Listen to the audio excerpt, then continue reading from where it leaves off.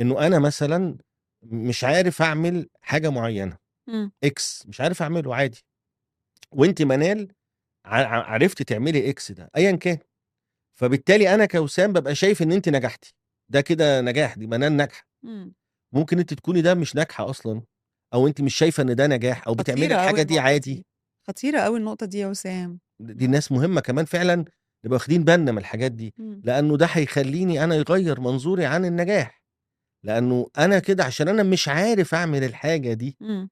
أنا شُفتها نجاح لمجرد إن أنتِ عملتيها، إمم. هي بقى بالنسبة لِك كانت حاجة عادية، كانت بالنسبة لِك نجاح، كانت بالنسبة لِك أيًا كان، وبالتالي أنا بقى باتعامل مع النجاح ومع الأهداف اللي عايز أحققها من المنظور ده، أنا عايز أنجح، وهنا مش هالاقي نفسي إن أنا بانجح. وحاسس بفشل، إن أنت النقطة دي في ضعف فيها، لإنه أنت باصص على الحتّة دي عند اللي قدّامك مش برافو عندك. عليكِ.